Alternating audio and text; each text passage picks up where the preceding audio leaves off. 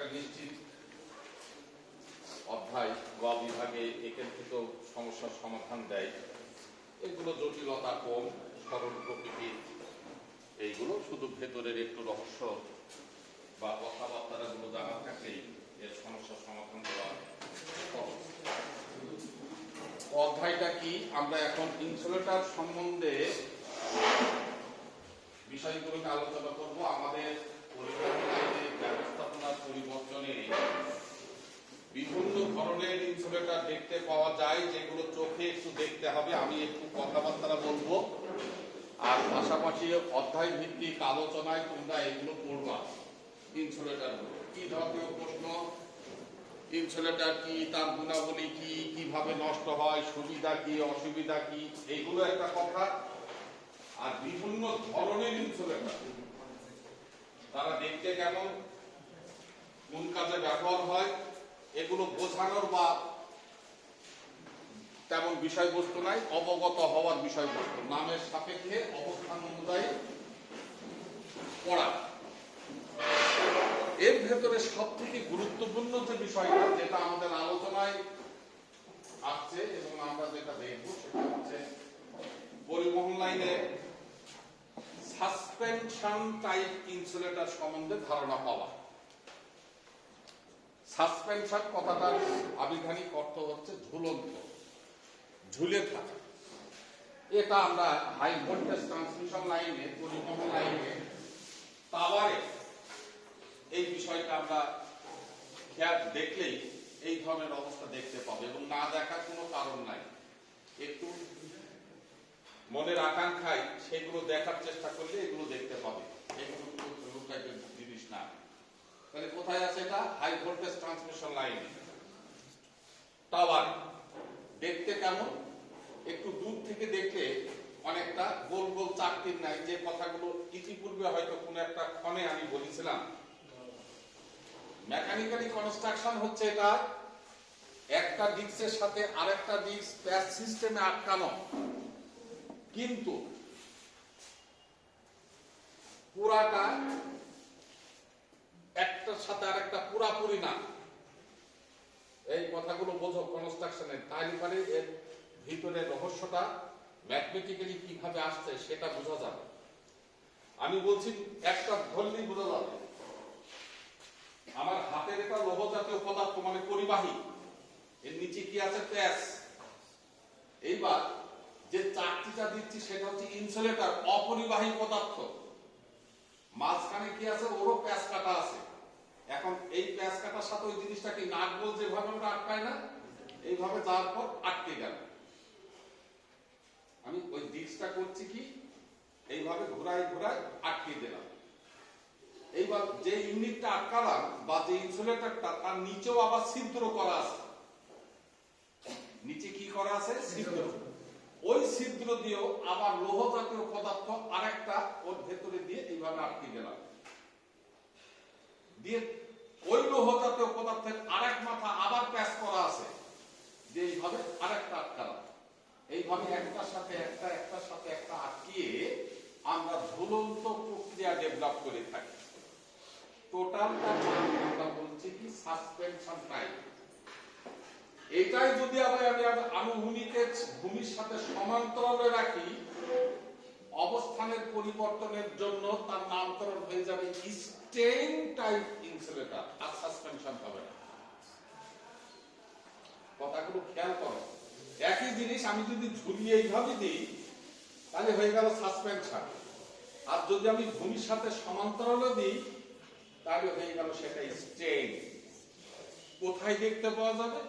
সাধারণত পরিবহন লাইন যখন বাঁক নেয়, অর্থাৎ এই বরাবর যাচ্ছিল, কোন একটা কারণে আমার আবার টার্নিং চেঞ্জ করতে হচ্ছে, ওই বাঁক জায়গাতে তখন এই স্টেইন টাইপ ইনসুলেটর ব্যবহার করা হয়। আবার তোমরা চলতে ফিরতে একটু যদি আমরা লো ভোল্টেজের দিকেও খেয়াল করি, দ্যাট মিন্স 11 কেভি ডিস্ট্রিবিউশন লাইনে, সেখানেও দেখবা যে যেদিকে টান নিচ্ছে, এখানেও এই ধরনের ইনসুলেটর স্টেইন টাইপ যেটা, সেটা ব্যবহার করা হচ্ছে। ওজো পানির দিকে তাকালেই তুমি এগুলো দেখতে পাবে। আমাদের পলিটেকনিকের ভেতরের যে 11 কেভি লাইনের, সেটা তাকালেও দেখা যাবে। যাই হোক, যেটা বলছিলাম যে এইভাবে তার গঠন প্রকৃতি প্রস্তুত করা হয়। এক একটা ইউনিট একটার সাথে আরেকটা পরিবাহী পদার্থের সাথে আটকানো থাকে অপরিবাহী পদার্থ। এটা হচ্ছে ইলেকট্রিক্যাল টেকনোলজি। কনস্ট্রাকশনটা কি, দুইটা জিনিস আছে, ধাতব পদার্থ পরিবাহী, অধাতব পদার্থ অপরিবাহী। সেটা কি, যার নাম ইনসুলেটর। বোঝা গেল? এখন আমি দুইটা, তিনটা, চারটা, পাঁচটা, সেটা নির্ভর করবে ডিজাইনের উপরে। কয়টা দেবো ডিস্ক, কয়টা লাগাবো, সেটা আমার ডিজাইন।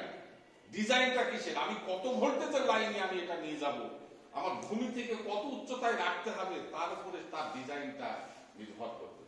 সেই ডিজাইনটা যে জিনিসের উপরে ভিত্তি করে আমরা ইলেকট্রিক্যাল লোক ডিজাইনটা করি, সেটা হচ্ছে ভোল্টেজ গ্রেডিং। কত ভোল্টেজের জন্য আমি এগুলো করব, কে কত ভোল্টেজ ধরে রাখতে পারবে, তার উপরে ভিত্তি করে সেই ডিজাইনের কথার জন্য আমি এই জিনিসটাকে বোঝাচ্ছি। একটু খেয়াল করবো, আমার এখানে কয়টা ইউনিট আছে? তিনটা। আচ্ছা, এই তিনটা ইউনিট কিভাবে লাগানো আছে? এই যে আমি যেটা মুখে বললাম না, এই যে এটা প্যাচ সিস্টেম, এটা প্যাচ, এই প্যাচ, এই প্যাচ, এদিকে এই প্যাচ, লাস্টে কি এখান দিয়ে আমার তাপ চলে গেছে। বোঝা গেল কথাটা? এখন টেকনোলজি, আমি জাস্ট কিছুক্ষণ আগে বললাম একটা ইউনিটের দুইটা অংশ, একটা পরিবাহী অংশ, একটা অপরিবাহী অংশ। পরিবাহী অংশ কোনটা? লৌহ জাতীয়, যেটা যার উপরে প্যাচ কাটা আছে। তাহলে নিশ্চয় এই অংশটা হচ্ছে আমার পরিবাহী হয়েছে। ইউনিটের নিচের যে অংশটা আছে এটাও পরিবাহী, এই পরিবাহী, এটাও পরিবাহী, এই পরিবাহী। বিষয়টাই কনস্ট্রাকশনের যেটা বলছিলাম, যে এমন ভাবেই করা আছে, পুরাটা প্যাচ সিস্টেম করা নাই, কিন্তু কিছু দূর পর্যন্ত প্যাচ কাটা আছে, সম্পূর্ণরূপে নয়। সম্পূর্ণরূপে হলে পারে কি হতো, এটা পুরাটা হয়ে যেত। ঠিক আছে? তাহলে নাই বলতে মাঝখানে কি আছে? অপরিবাহী। অর্থাৎ যে পদার্থ দিয়ে আমি ইউনিটটা তৈরি করেছি, সেই পদার্থের গুণগত মান, যার এক কথায় নাম হচ্ছে অপরিবাহী জাতীয় পদার্থ। বোঝা যাচ্ছে কথাটা? তাহলে পরিবাহী, মাঝখানে অপরিবাহী জাতীয় পদার্থের অবস্থান। এইবার টেকনোলজি আমাকে কি বলছে? এই জাতীয় ব্যবস্থাপনা যদি হয় এবং এখানে যদি আমি কারেন্ট ফ্লো করি বা ভোল্টেজের চাপে যদি কারেন্ট ফ্লো করার চেষ্টা করি, তাহলে পাশাপাশি দুইটি পরিবাহী, মাঝে যদি কোনো অপরিবাহী মাধ্যম থাকে, তাহলে এখানে কি তৈরি হবে, যার নাম হচ্ছে ক্যাপাসিট্যান্স। যেহেতু আমরা ডিজাইন করবো, তাহলে আমাদের ইলেকট্রিক্যাল এই কথাগুলো আসবে। এই রহস্যটা ক্লিয়ার হলো কিনা? ক্যাপাসিট্যান্সের সংজ্ঞাটা খেয়াল করো, দেখো তারা কি বলছে। এমন ভাবে বলছে সংজ্ঞাটা, যেখানে কিন্তু একটু বোঝার বিষয় আছে। মুখস্থ করো আর যাই করো না কেন, বলা আছে পাশাপাশি দুইটি পরিবাহী, মাঝে যদি কোনো অপরিবাহী মাধ্যম থাকে, তাহলেই সেখানে ক্যাপাসিট্যান্স ডেভেলপ করবে। তাহলে পাশাপাশি বলতে কি বোঝাচ্ছে? খুব বেশি দূরে না, খুব বেশি দূরে হলে হবে কি, ক্যাপাসিট্যান্স ডেভেলপ করবে ঠিকই, কিন্তু সেটার মান এতই ক্ষীণ যে সেটা হিসাব নিকাশে আমার আসবে না। বোঝা গেছে কথাটা? তাহলে এখানে একটা ক্যাপাসিট্যান্স হলো। এবার দেখো টাওয়ারের বডিটা কিসের সাথে আটকানো আছে? ভূমির সাথে, মাটির সাথে। আর্থ হলো তো, সেটা কত দূর? এই পর্যন্ত হলো তো। তাহলে ভূমির সাথে, মাটির সাথে আর্থ, এটা কি মানে টেকনোলজি, ইলেকট্রিক্যাল টেকনোলজি, এটা কি পরিবাহী না অপরিবাহী? কেমন পরিবাহী? পরিবাহী গুণগত মানে কেমন? অতি উত্তম, যার রেজিস্ট্যান্স হয়তো এক, তাও হয়তো নেই। আমরা যখন ডিজাইন করি বা কনস্ট্রাকশন, যত একের নিচে রাখা যাবে তত ভালো। সর্বোচ্চ মান হচ্ছে 1 ওহম। এবার চিন্তা করো, আমার বডি রেজিস্ট্যান্সের থেকেও কম। এই কথা বুঝতে পারছো? তাহলে অতি উত্তম পরিবাহী, এক কথায় ইহা পরিবাহী। এইবার এটা তো ঝোলানো আছে, এখান থেকে এইটুকুর নাম কি? Cross arm. গুড, এর নাম হচ্ছে ক্রস আর্ম। এই যে বাহু, আমার বডিটা টাওয়ার যদি হয়, আমার বডিটা, তাহলে এই যে হাত পা দেখবা যে মনে হয় যেন দূর থেকে তাকালে একটা মানুষের খাড়া হয়ে একটা মানুষ 2 হাত দিয়ে ধরে আছে তারগুলো, এমন মনে হয় না? তাহলে এটা ক্রস আর্ম। এই যে এইটা যেহেতু পরিবাহী, এইটা তো লোহ জাতীয় পদার্থ, তাহলে এটা পরিবাহী। মাঝখানে কি? বাতাস। কি? এটা হচ্ছে অতি উত্তম অপরিবাহী মাধ্যম, মানে এই ইনসুলেটিং ম্যাটেরিয়ালস থেকেও গুণগত মানে উন্নত, যেটা আল্লাহর প্রদত্ত। তাহলে এই বাতাস এ হচ্ছে অপরিবাহী মাধ্যম, টাওয়ারের বডি পরিবাহী, লোহ জাতীয় পদার্থ পরিবাহী, মাঝখানে বাতাস অপরিবাহী মাধ্যম। তাহলে এখানে কি হবে? আমার ক্যাপাসিট্যান্স ডেভেলপ করবে। তাহলে এখানেও হলো আমার ক্যাপাসিট্যান্স।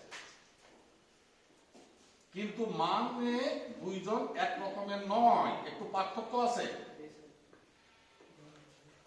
তাহলে ক্যাপাসিট্যান্স যে 2 জায়গায় হলো, এখানে কোনো সন্দেহ আছে? আর তাহলে এই 2 ক্যাপাসিট্যান্সকে হিসাব বিকাশ করে আমরা ডিজাইনটা আগে করে নেবো। অনেক কথাবার্তা আসবে যেগুলো আমি গ্যাপে গ্যাপে গ্যাপে গ্যাপে বলবো। একবারে সব কথা বললে আবার এই অধ্যায়ের প্রতি অনীহা চলে আসার সম্ভাবনা বেশি, যার জন্য যেখানে যতটুকু দরকার ঠিক সেখানে ততটুকু কথাই নিষ্পত্তি করতে হয়।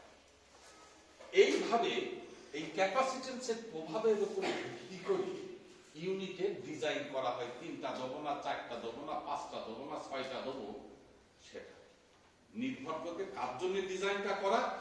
ওই যে হাই ভোল্টেজ ট্রান্সমিশন লাইন, শক্তিটাকে স্থানান্তর করার জন্য আমরা এই ডিজাইনটা করব। ডিজাইনের ক্ষেত্রে এটা বোঝার জন্য আমার এই চিত্র আঁকানো। ডিজাইনের ক্ষেত্রে আর আমরা এই চিত্রটাকে এইভাবে না আঁকিয়ে এইভাবে আঁকাবো।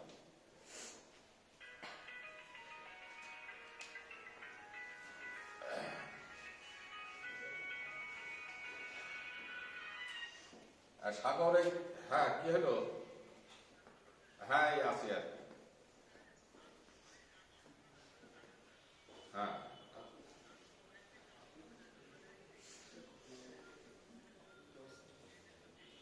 এটা এখন তো সংখ্যা বলা খুব কঠিন। আহা, ওটা এখন আনুমানিক তথ্য নিতে হবে, প্রকৃত। আচ্ছা, তাহলে পরে, আমি এখন ক্লাসে আছে তো এখন কথা বলতে পারছি না, পরে কথা বলবো। এই জিনিসটারই ডিজাইনে যখন করব বা অঙ্কের সমস্যা সমাধান যখন দিব, তখন যে চিত্রটা কাজে লাগবে সেটাকে দেখাচ্ছি।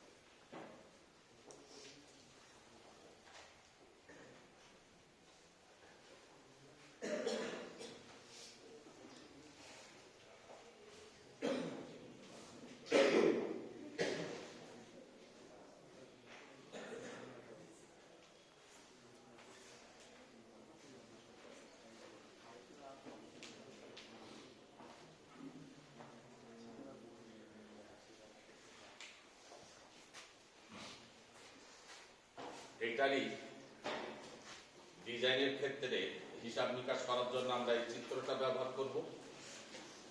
চিত্রে প্রদর্শিত বিষয়টা হচ্ছে 3 ইউনিট বিশিষ্ট সাসপেনশন টাইপ ইনসুলেটরের চিত্র এখানে আঁকানো হয়েছে। 1 2 3 4টা যে হতে পারে না তা না, 5টা যে হতে পারে না তা না, ডিজাইনের 3টা পর্যন্ত করতে পারলে পরের ধাপগুলো এমনি করা যাবে। উল্লেখিত যে জিনিসগুলো আমার ডিজাইনে কাজে লাগবে সেই আলোকে এখানে ক্যাপাসিটেন্স, এখানে ক্যাপাসিটেন্স, এখানে ক্যাপাসিটেন্স হয়েছে এমত অবস্থায় নাম, এখানে ক্যাপাসিটেন্স, এখানে ক্যাপাসিটেন্স, তাহলে দুই জায়গায় ক্যাপাসিটেন্স হচ্ছে। এই ক্যাপাসিটেন্সকে চেনা জানার জন্য আমরা একটু নামকরণ করব। সেই নামকরণটা হচ্ছে ইউনিটের ভিতরে যে ক্যাপাসিটেন্স এর নাম হচ্ছে মিউচুয়াল ক্যাপাসিটেন্স। সি যেটা এর নামটা কি? Mutual capacitance. পরিপূরক নামগুলো কি? ইউনিটের নিজস্ব ক্যাপাসিটেন্স। এর আরেকটা নাম হতে পারে কি? ইউনিটের নিজস্ব ক্যাপাসিটেন্স, অর্থাৎ ইনসুলেটরের ভিতরে যেটা সংঘটিত হচ্ছে সেই ক্যাপাসিটেন্সের নাম। তাহলে আমরা এখানে ইন্ডিকেটিং এ বলে দিতে পারি সিটা হচ্ছে মিউচুয়াল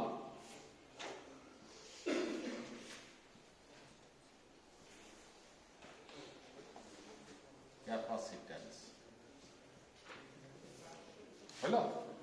আর একটা ক্যাপাসিটেন্স আছে, ওকে একটু নাম দেবো। এই নামটা হচ্ছে আর্থ ক্যাপাসিটেন্স। যেহেতু ভূমির সাথে সম্পৃক্ততা, আর্থ বা শান্ট যে যেটা মনে করো সেই ক্যাপাসিটেন্স নাম দিলাম। আমি দিলাম কি? আর্থ বা শান্ট।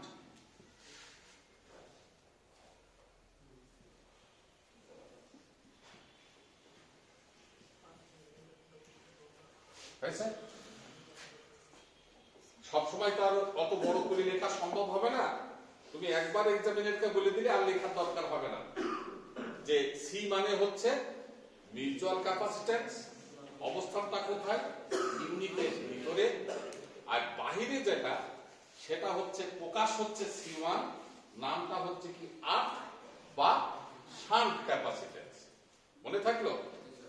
এই দুইটা ক্যাপাসিটেন্সের হিসাব নিকাশকে কাজে লাগানোর জন্য আমরা একটা আনুপাতিক রাশিমালা ব্যবহার করব যার নাম এম।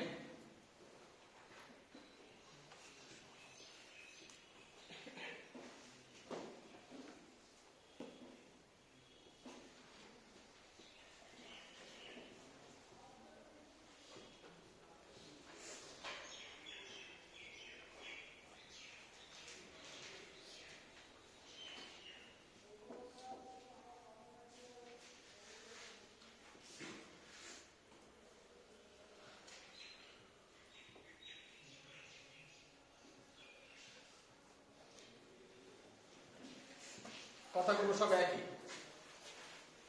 কি লিখলাম? হিসাব নিকাশে রূপান্তরিত মানদণ্ড পাওয়ার জন্য আমরা এটাকে একটা আনুপাতিক রাশি দিয়ে ব্যবহার করবো। এর কোনো নাম নেই, জাস্ট হিসাব নিকাশের জন্য দুইটাকে। সেটা হচ্ছে কি? প্রকাশ করব এম দ্বারা। এম কোন নির্দিষ্ট জিনিস না, কেউ এম ব্যবহার করে, কখনো কখনো কোনো কোনো বইতে এটাকে কে ব্যবহার করতে পারে, কিন্তু এটা কোনো প্রচলিত দাগাঙ্ক নয়। তাহলে আর্থ ক্যাপাসিটেন্স এবং মিউচুয়াল ক্যাপাসিটেন্সের অনুপাতের নামটা আসছে, আমার নাম নেই, প্রকাশ করছি কি দ্বারা? এম দ্বারা। এম দ্বারা কি বোঝাচ্ছে? দুইটা ক্যাপাসিটেন্সের অনুপাত, আর কিছুই না। গাণিতিক প্রকাশ C1 ভাগ C, C1 is equal to MC, আর কোনো সমস্যা নেই। এটা গেল এখানকার কথা। এবার ডিজাইনে কি আসছে? এই ইউনিটের প্রথম ইউনিটের আড়াই আমি একটা ভোল্টেজ পাবো যার নাম V1। দ্বিতীয় ইউনিটের আড়াই একটা ভোল্টেজ পাবো যার নাম V2। 3 নম্বর ইউনিটের আড়াই একটা ভোল্টেজ পাবো, ওই যে যার উপরে ডিজাইন করব আমি, তার নাম হচ্ছে কি? V3। তাহলে V1, V2 এবং V3 কে যদি বীজগণিতীয় যোগ করি তাহলে মোট V পাবো, যার নাম লিখেছি কি আমি ভিপি ফেজ ভোল্টেজ। এই জায়গাটা কিন্তু একটু চালাকি করা হয়েছে। এই ভোল্টেজ আর এই ভোল্টেজ যদি আমি যোগ করি তাহলে আমরা পাবো কি মোট ভোল্টেজ। নামটা কি হবে? Phase voltage. কেন ফেজ ভোল্টেজ? তুমি এবার সংজ্ঞাটায় আসো। ফেজ ভোল্টেজ কাকে বলে?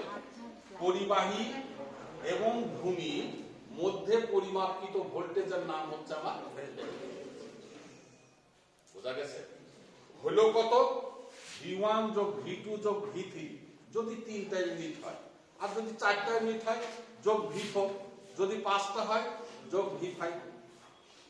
বোঝা গেছে কথাটা? এইবার আমরা ডিজাইনের জন্য কাল্পনিক জাংশন বিন্দু ধরেছি। একটা হচ্ছে A আর একটা হচ্ছে B। এটা কি হচ্ছে? আমার হাই ভোল্টেজ ট্রান্সমিশন লাইনের ক্রস সেকশন। বোঝার জন্য ধরবো যে এখানে আমার হাই ভোল্টেজ লাইন আছে। ওই ভোল্টেজের কারণে একটা কারেন্ট প্রবাহিত হবে। এই 3 নম্বর ইউনিট বিধায় এই কারেন্টের নামটা বলছি I3। বিটা কি? একটা জাংশন বিন্দু। বি বিন্দুতে এসে কি হবে? দুইটা পথে ভাগ হয়ে যাবে। একটি হচ্ছে ছোট হাতের I2 আর একটা হচ্ছে বড় হাতের I2। হলো? বড় হাতের I2 কারেন্টটা আবার এ বিন্দুতে, এটা কোন বিন্দু? জাংশন বিন্দু। জাংশন বিন্দু কাকে বলে? না, ওটা কোনো জাংশন বিন্দু হলো না। যে বিন্দু থেকে কারেন্ট ভাগ হয়ে যায়, যে পথ একাধিক, যদি কারেন্ট ভাগ না হয় ওটা জাংশন বিন্দু হবে না। যেমন একটি টার্নিং পয়েন্ট, এটা জাংশন বিন্দু না। কারেন্টের ভাগাভাগি হবে, সেটা 2টা পথে হতে পারে, 3টা পথে হতে পারে, 4টা পথে। কারেন্ট ভাগ হলেই বিন্দুটা হয়ে যাবে জাংশন বিন্দু। যে বিন্দুর উপরে ভিত্তি করে কারশফ কিন্তু তার কারেন্ট এর সূত্র এবং ভোল্টেজের সূত্র কিন্তু আবিষ্কার করেছে। এই জাংশন বিন্দুতে এসে কি হবে? I2 কারেন্টটা অনুরূপ ভাবে, একই মানে না, অনুরূপ ভাবে, মানে নিচের ওই ভাব অর্থেই I1 বড় হাতের I1 এবং ছোট হাতের I1 এর মানে ভাগ হবে। এটা হচ্ছে ডিজাইনের ভিতরের কথা। এখন যদি আমি এইভাবে ডিজাইনটা লিখি, জাংশন বিন্দু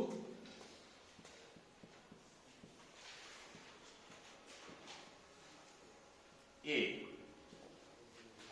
কি পাচ্ছি আমি? I2 is equal to,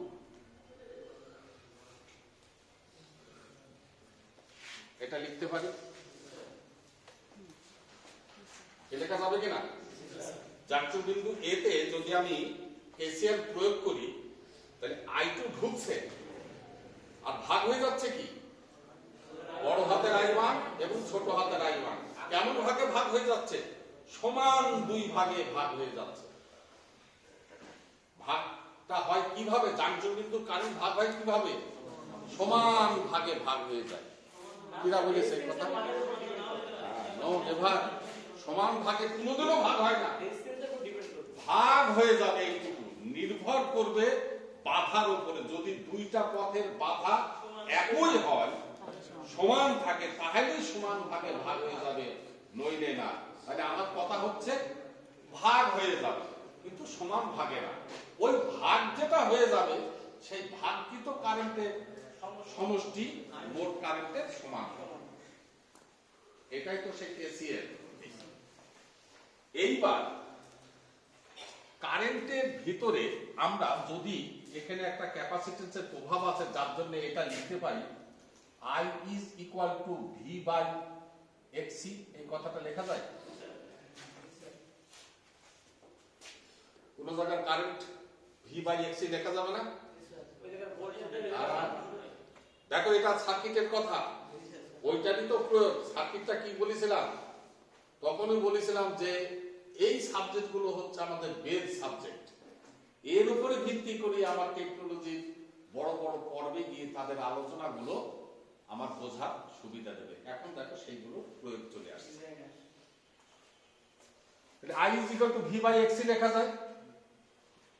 V by 1 by 2 pi FC এটাও লেখা যায়। V into 2 pi FC এটা লেখা যায়। V V into omega C এটা লেখা যায়, লেখা যাবে নিশ্চয়। ঠিক ওই সেন্সটাকে নিয়ে আমি কারেন্টের পরিবর্তে সেই ভ্যালুগুলো ব্যবহার করব। ডিজাইনের ক্ষেত্রে ফ্রিকোয়েন্সি ফিক্সড, আমাদের উৎপাদনে যে ফ্রিকোয়েন্সিতে আমি ডেভেলপ করছি ওই একই ফ্রিকোয়েন্সিতে পাঠাবো, যাতে ফ্রিকোয়েন্সির কোনো আর তারতম্য নেই, ফ্রিকোয়েন্সি ফিক্সড। ফিক্সড থাকার কারণে যে বিন্দুই হোক যেখানেই হোক ওমেগা আমার ফিক্সড, এটা খেয়াল করবো। 2 পাই এফ কি, এটাকে একটা ধ্রুবক মান ধরি না আমরা, যেহেতু এর ফিক্সড।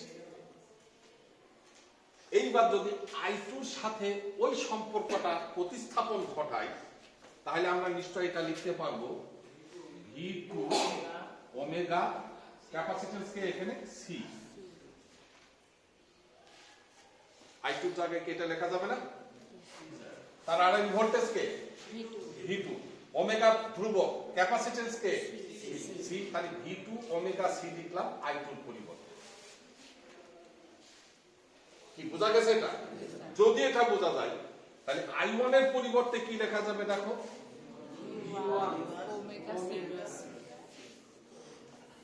লেখা যাবে। এইবার ছোট হাতের I1 এর পরিবর্তে কি লিখব? এই ছোট হাতের I1 V2 C1 V2 omega C1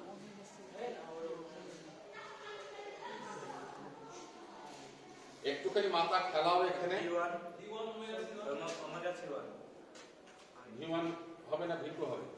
V1 কেন V1 হবে? কোথায় আড়াআড়িতে? এখানে প্যারালাল সেন্স, প্যারালাল নয়। কারেন্ট ভাগ হওয়া মানে সার্কিটের পরিভাষায় ওই পথটাকে আমরা প্যারালাল বলি। প্যারালাল দেখতে বললে প্যারালাল নয়, এই কথাটা কিন্তু খেয়াল করো। এখানকার প্যারালালের অর্থ হচ্ছে সার্কিটের ভাষা, কিন্তু প্যারালাল নয়। মনে রাখতে হবে কারেন্ট যেখানেই ভাগ হয়ে যাবে ভাগকৃত পথগুলো সার্কিটের ভাষায় প্যারালাল। তাহলে আমার এই বিন্দুতে কারেন্ট ভাগ হয়ে যাচ্ছে, কোন পথ? এই পথ আর এই পথে ভাগ হয়ে যাচ্ছে না? তাহলে ভাগকৃত পথের সার্কিটের ভাষায় যার নাম হচ্ছে প্যারালাল। প্যারালাল যাহা বললাম, এইবার ওই যে অনেকগুলো কথাকে সন্নিবেশ ঘটায় কিন্তু প্যারালাল আর সিরিজ নামকরণ করা হয়েছে। যেমন কি প্যারালালে বলছে ভোল্টেজ কিন্তু সব সমান, আবার কি প্যারালালে বলবে কারেন্ট অসমান, আবার কি প্যারালালে বলবে বাধা কম। কথাগুলো আসে না? তাহলে এই ধরনের কথাগুলোকে পুঞ্জীভূত করে যার ভেতরে এরা অবস্থান করছে তার নাম হচ্ছে প্যারালাল। আর ঠিক তার উল্টাগুলো যার ভেতর অবস্থান করবে সে হচ্ছে সিরিজ। তাহলে এখানে এই বিন্দুতে ভাগ হয়ে যাচ্ছে এই পথ আর এই পথ, তাহলে এই দুই পথের কারেন্ট যাহাই হোক ভোল্টেজ কি হবে? এও যে ভোল্টেজ এও সেই ভোল্টেজ। যেহেতু আমি কারেন্ট ভাগ হয়ে যাচ্ছে তার মানে প্যারালাল, বিধায় এই ভোল্টেজ আর কোন ভোল্টেজ? এখানে যে ভোল্টেজ এখানেও সেই ভোল্টেজ। কি করে বললাম? যেহেতু কারেন্ট ভাগ হয়ে যাচ্ছে প্যারালাল সার্কিট। কি বোঝা গেছে এখানে? আন্দাজে না, V2 না। আরে V2 তো পরের কথা। আমার কারেন্ট ভাগ হয়ে যাচ্ছে যে দুই পথে, সেই দুই পথে তুমি এর ভোল্টেজ পেয়েছো না? এর যা পেয়েছো তুমি এরও তাই পাও। না প্যারালাল হবে কি করে? ক্লিয়ার হয়েছে জায়গাটা? তাহলে I1 এর পরিবর্তে আমি লিখতে পারি কি V1 omega C1, V1 omega C। দেখো এখনো মনে হয় ছেলেদের ভেতর সন্দেহ আছে যে I1 এর ভোল্টেজ কই। I1 এর ভোল্টেজে কিন্তু V1, যেহেতু প্যারালাল, প্যারালালে ভোল্টেজ সমান থাকে, এটাও যা এটাও। ক্লিয়ার হয়েছে কথা? এইবার এই সব জায়গা থেকে একটা ওমেগা ফেলে দিলাম, ফেলে দেওয়া যায় না? তাহলে V2C is equal to V1C। V1 C1 এর পরিবর্তে লিখলাম MC, লেখা যাবে? কোথা থেকে লিখলাম? ওই যে বললাম যে ডিজাইনে আমার এই আনুপাতিক রাশিকে একটা মানে দুইটার অনুপাতকে একটা রাশিমালা দিয়ে প্রকাশ করেছি যার নামে ওই কাজে লাগানোর জন্য। দেখো C1 যে কথা, আমি যদি বলি NC, অর্থাৎ ভাবার্থতা কি? শান্ট ক্যাপাসিট্যান্সটা হচ্ছে মিউচুয়াল ক্যাপাসিট্যান্সের m গুণিতক। m কি? m হচ্ছে দুইটার অনুপাত যা তার গুণফল, আর কিছুই না। বুঝা গেল কথা? এইবার দেখো, আমি যদি এখান থেকে একটা V1C কমন নেই, 1 প্লাস m দেখা যাবে। এবার CC ক্যান্সেল যদি হয়ে যায়, V2 is equal to V1 এসছে। তাহলে কি পেলাম? V2 is equal to V1 into 1 plus m। এটা ডিজাইনে আমার দ্বিতীয় ইউনিটের আরআরএ ভোল্টেজ প্রকাশ পেয়ে গেল। এইবার আসা যাক 3 নম্বর ইউনিট কি বলছে। তাহলে আবার জাংশন বিন্দু আমার বি হবে।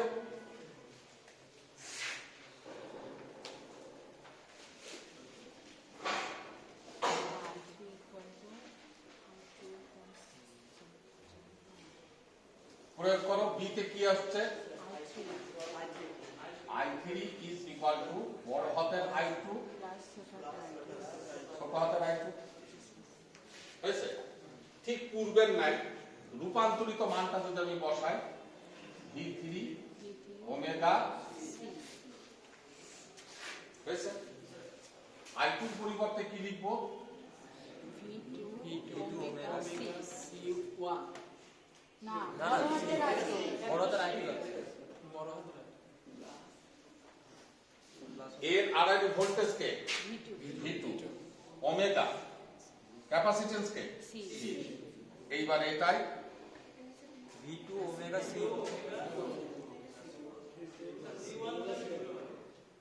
এই দেখো, দেখেছো ধরে ফেলেছে। সিঁড়ির আছে কিন্তু হ্যাঁ, এটা কমন পথ। সুতরাং এই জায়গাটার ভোল্টেজ শুধু V1 আসবে না, V1 প্লাস V2। আমি আরেকবার ক্লিয়ার করে দিচ্ছি, এটা কমন পথ না। কমন পথ কাকে বলে? বিভিন্ন জায়গার পথ এসে যেখানে সন্নিবেশ হয়ে একটা পথে রূপান্তর হয়ে যাবে। এখানে তোমার V1 ছিল আর এর আড়াআড়ি V2 আসলো, তাহলে দুইটা মিলে কি হলো? V1 plus V2। এই জায়গাটার ভোল্টেজ শুধু V2 না, এই জায়গাটার V2 তো আসছে, আর V1 এই যে কমন পথ যেটা, বোঝা গেছে কথা?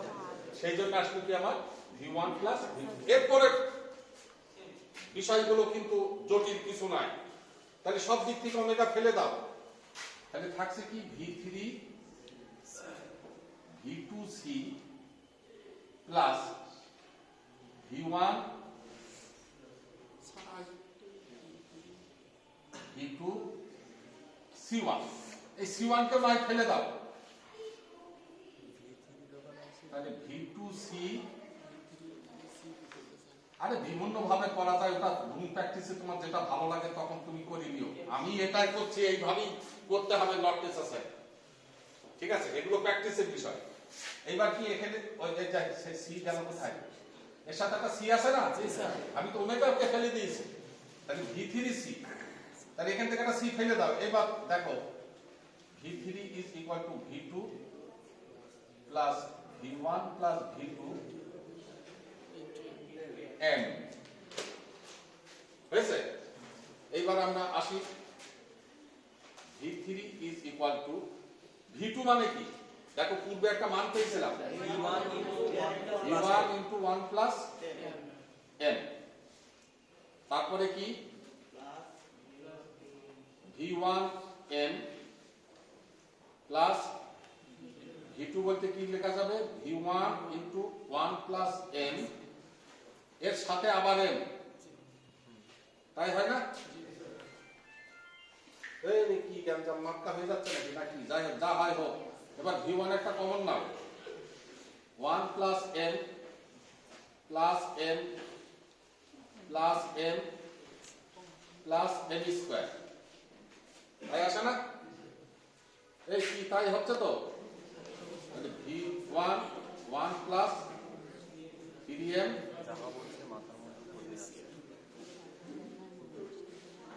হয়েছে। নাকি কিছু বুঝতেই পারলে না? কিচ্ছু নাই, জাস্ট ভিটুর মানটা নিয়ে এসে ওখানে বসায় বীজগুলিতেও কার্যক্রম করেছি, না বোঝার কিছু নাই। এটা তুমি প্র্যাকটিস করে হয়তো আমার মতো করে না করে আরেক রকমের করতে পারো। তুমি দেখবা যে লাস্টে তোমার রেজাল্ট এইটা এসেছে।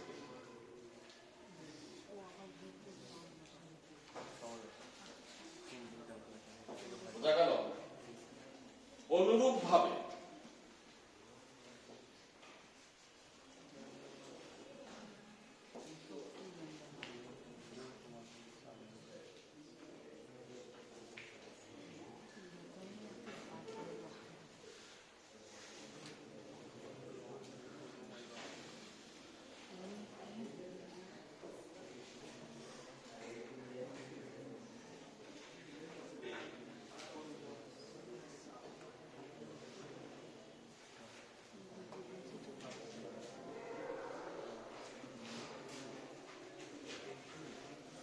নিচের যে দুইটা লিখলাম, এটা যদি কখনো প্রশ্নে 3 ইউনিট ছাড়া 4 ইউনিট দেয়, তাহলে তুমি 3 নম্বর ইউনিট পর্যন্ত চিত্রের মাধ্যমে রূপান্তর করে এসে বলে দেবে যে অনুরূপ ভাবে V4 is equal to something।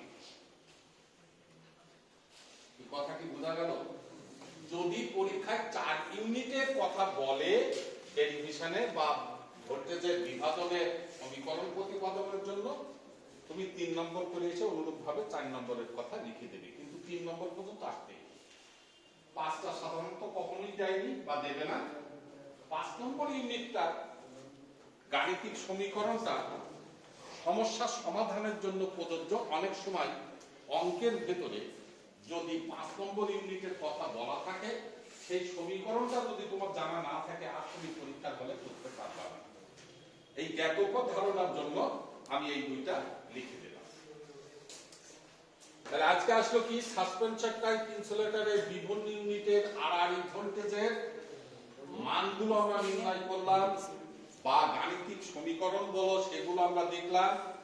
প্রশ্ন ঠিক এটাই আসতে পারে বা আসে, অথবা সরাসরি বলে দেয় যে 3 ইউনিট বিশিষ্ট সাসপেনশন টাইপ ইনসুলেটরের ক্ষেত্রে দেখাও যে V3 is equal to 8, অথবা এখানে m না দিয়ে কে থাকতে পারে। আমি তো বললাম যে অনুপাতকে আমি m দ্বারা প্রকাশ করছি, কেউ এটাকে k দ্বারা প্রকাশ করতে পারে, কেউ l দ্বারা প্রকাশ করতে পারে, সেটা তার ব্যাপার। সচরাচর আমরা m দ্বারা বেশি প্রকাশ করি বিধায় তোমাদেরকে এখানে দেখাবো। বলে কথাটা, ফেজ ভোল্টেজ কি হবে? V1 যোগ V2 যোগ V3 3 ইউনিটের ক্ষেত্রে, 4 ইউনিটের ক্ষেত্রে যোগ V4, 5 নম্বর হলে যোগ V4। এই তিনটা ইউনিটকে একত্রে কি বলা হবে? String sir. কোথায় শিখলাম আমরা? ঠিক গতদিনই একটি অঙ্কের ভেতরে যে স্ট্রিং এর কথা দেয়া ছিল, সেখানে একটা উচ্চতা দেয়া ছিল 2 মিটার। তার মানে এখান থেকে এইটুকু যে আনুভূমিক মানে উলম্ব উচ্চতা, বোঝা গেল?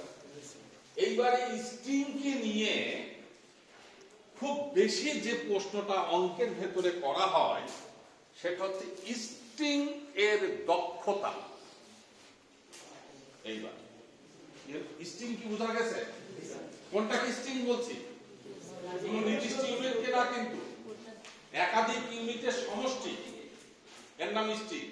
এখানে আমার সমষ্টিটা বলতে কিন্তু দৈর্ঘ্য না, এখানকার ওই সমষ্টিটা বলতে তার ভোল্টেজ। এর আরআরই ভোল্টেজ মানে কি মোট ভোল্টেজ বলছিলাম আমি। তাহলে এইটা কি স্ট্রিং এর আউটপুট। এইবার ইনপুট কি হবে? না আসা পর্যন্ত তো আমার দক্ষতা বার হবে না। আমরা দক্ষতার যে কোনো জিনিসই কি পাচ্ছি কত আর দিচ্ছি কি, দেওয়া সাপেক্ষে পাওয়ার মানের উপরে ভিত্তি করেই তো যে মানটি প্রতিষ্ঠিত হয়, সেটাই হচ্ছে আমার দক্ষতা। সে যে জিনিসের ক্ষেত্রেই হোক না কেন, মানুষ হিসাবে আমরা এখানে যারা জ্ঞান অর্জন করতে এসেছি, জ্ঞান অর্জনেরও দক্ষতা আছে। আমি সারাদিন বক বক করে একটা জিনিস দিলাম, তুমি রিসিভ করলে কতটুকু? আমি যা দিলাম আর তুমি রিসিভ যা করলে, বাদ বাকিটুকু কি হলো? লস হয়ে গেছে। যার লস কম হবে দেখবো তো সে খুব ভালো বুঝে গেছে, আর যার লস বেশি হয়ে গেছে সে কিছুই বুঝে। মানে সারাক্ষণ হা করে তাকিয়ে আছে, কিন্তু ডিসঅ্যাটেনশন টেন্ডেন্সি, অর্থাৎ অমনোযোগী হয়ে সে বসে আছে। That's is chair table. একে যদি জিজ্ঞাসা করে চেয়ার কি বুঝেছিস, কি বলবে সে? সেম জিনিস হয়ে আছে। তো সেই লক্ষ্যেই আমরা আরেকটা জিনিস বাদ করা শিখবো, যার নাম হচ্ছে স্টিং এর দক্ষতা।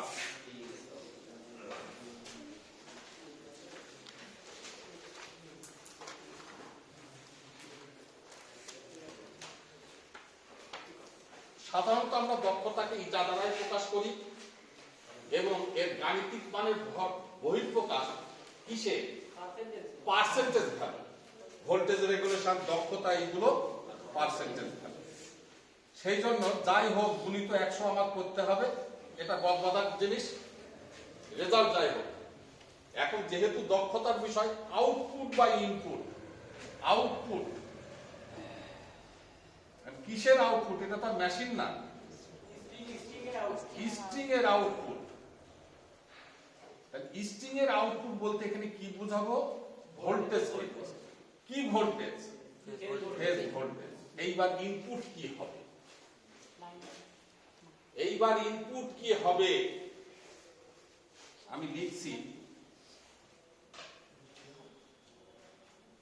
কি লিখলাম এখানে?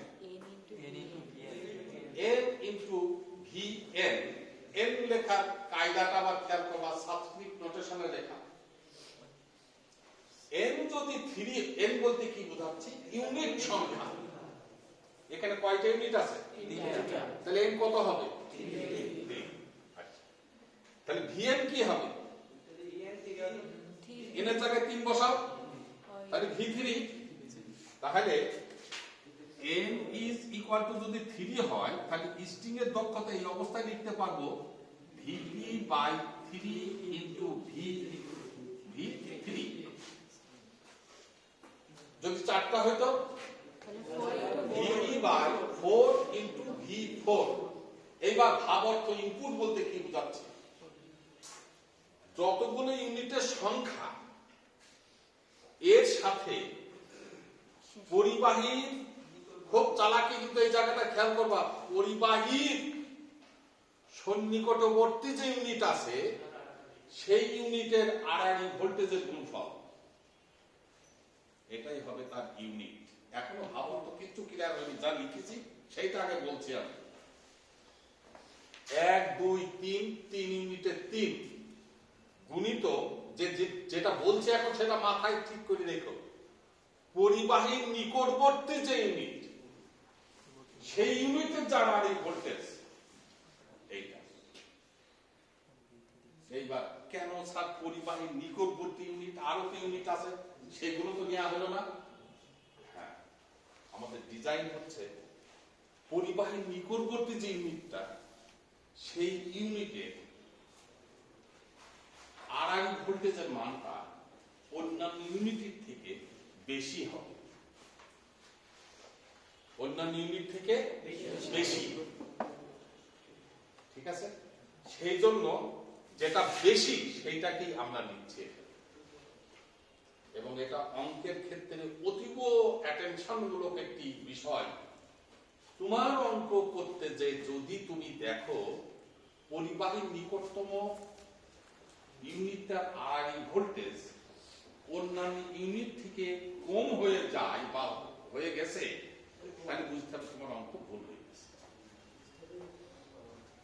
বোঝা গেছে? এইটাই হচ্ছে সব থেকে বেশি, তারপরে যত উপরের দিকে যাব তত কম। এটাই কিন্তু ডিজাইন। পরিবাহী নিকটবর্তী এটা হচ্ছে সব থেকে বেশি, যত উপরের দিকে যাব আমি তত কমতে থাকবে। মনে করছি এ যদি 10 হয় তাহলে উপরেরটা 8, তার উপরেরটা হয়তো 6 বা 5 যাই হোক। বোঝা গেছে? এইটাই হচ্ছে আমার স্ট্রিং এর দক্ষতা। বোঝা গেল? এখন এই দক্ষতা সম্পর্কিত একটা প্রশ্ন আবার ক বিভাগের হয়। স্ট্রিং এর দক্ষতা যে মানই হোক, মানটা দিকে আমরা ভালো মন্দ বিচার করি না। যেমন একটা মোটর আছে, গায়ে লেখা আছে 90% দক্ষতা, আবার একটা মোটর আছে তার গায়ে সিলমার আছে 85% দক্ষতা। এই গুণ গাণিতিক মানের দ্বারা আমরা ভালো মন্দ বিচার করি না, সেটা কি ভালো মন্দ, যার দক্ষতার মানটা বেশি থাকে সেটা ভালো, যেটা কম থাকে সেটা দুর্বল বা প্রত্যেকের নিম্নমানের, এটা বহিঃপ্রকাশ।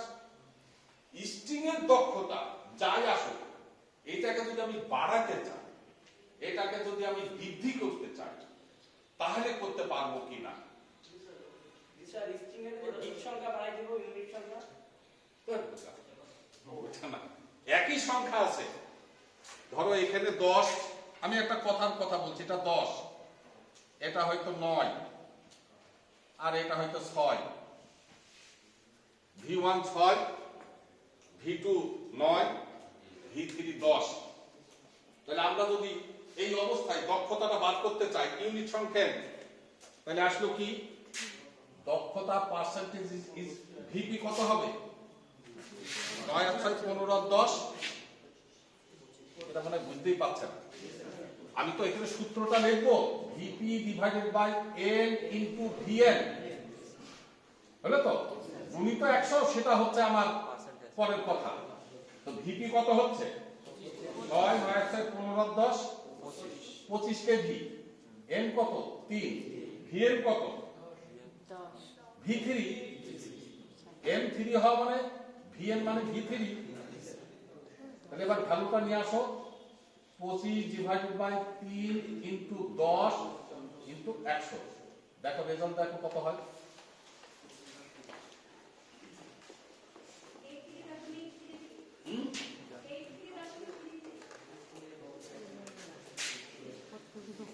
এই 3.33 এই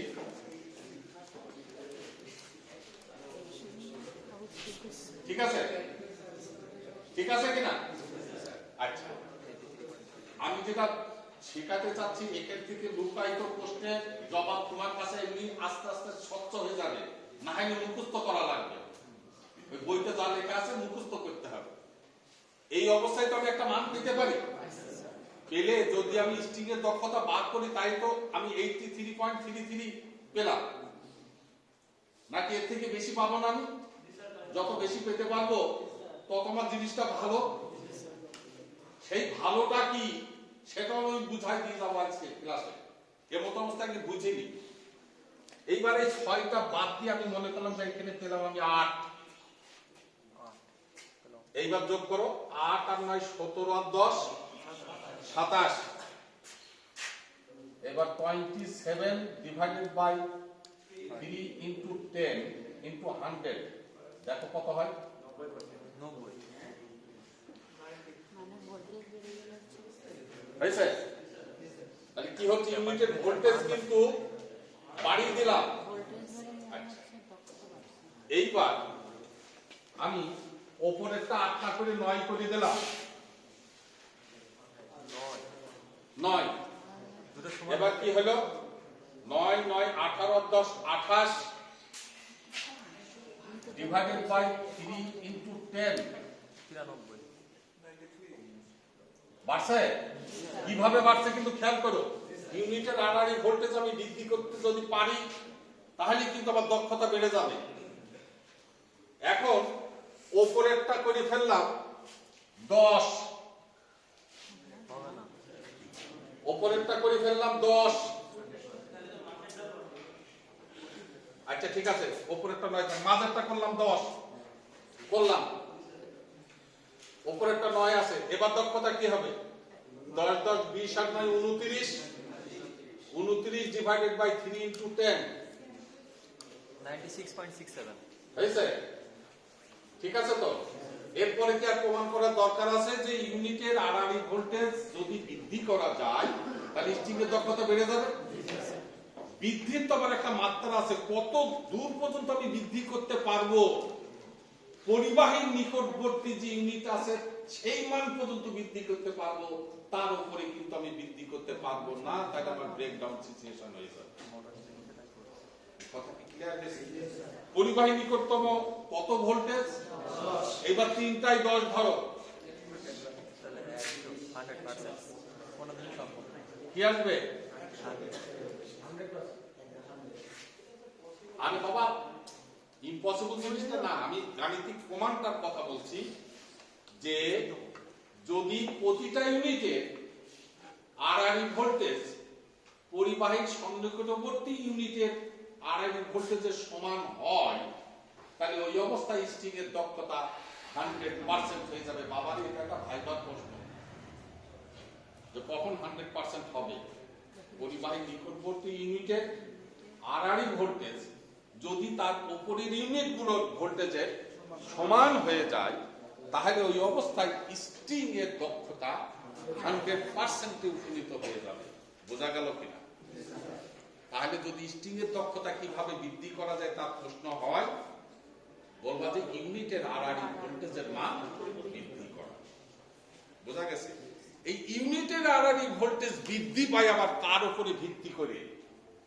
ভিত্তি করে হচ্ছে এম এর উপরে ভিত্তি করে। ওই অনুপাত রাশি এর কিন্তু আবার একটা ভ্যালু আছে। এর সর্বোচ্চ মান হচ্ছে 1,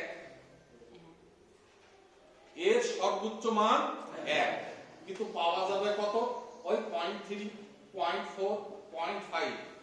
এই মানটা যদি কখনো একে উন্নতি হয়ে যায়, ওই অবস্থায় আবার কিন্তু ইউনিটের আরআরই ভোল্টেজ অন্যান্য ইউনিটের ন্যায় সেম হয়ে যাবে, তখনও কিন্তু দক্ষতা 100% হয়ে যাবে। কিন্তু আমাদের কোনোদিনও সম্ভব নয় বিধায় আমরা 100% পাই না। 100% একটা বোঝার জিনিস, 100% বলে আসলে কোনো কথা নাই। এগুলোকে গাণিতিক মানে দাগাঙ্কিত অবস্থা বোঝার জন্য। এইবার সিচুয়েশনটা বলেছিলাম যে এটা দ্বারা কি বুঝছি, সবগুলো ইউনিটের আরআরই ভোল্টেজ যদি 1 থাকে তাহলে দক্ষতা 100% হবে, কিন্তু 1 তো আমি পাবো না। তাহলে নিয়মটা কি হবে, কি করতে হবে? যাতে পরিবাহীর নিকটবর্তী যে ইউনিটটা আছে, যে ভোল্টেজ, ওই ভোল্টেজের কাছাকাছি মানে অন্যান্য ইউনিটের আরআরই ভোল্টেজ তৈরি করতে হবে। 1 তো আমি পারবোই না, কাছাকাছি নিকটবর্তী। কিন্তু যদি বেশি পার্থক্য থাকে তাহলে কিন্তু আমার দক্ষতা অনেক কমে যাবে। জাস্ট ওই যে 83.33, দেখো পার্থক্যটা কি ছিল? 6, 9, 10, অর্থাৎ ডিফারেন্সটা উপরেরটা বেশি পার্থক্য হওয়ার কারণে আমার দক্ষতাটা। বোঝা গেছে কথাটা? তো যাই হোক, এই সাম্যক আলোচনাগুলো আমি আজকে করলাম। আজকে আর অঙ্ক দেখাবো না, অঙ্ক খুবই সিম্পল, কথাগুলোকে একটু খেয়াল করে রেখো। আর আগামী দিন মানসিক চর্চা নিয়ে আসবে, যে সমীকরণগুলো কি হয় বা কিভাবে, আর যে কথাগুলো এখানে বললাম এই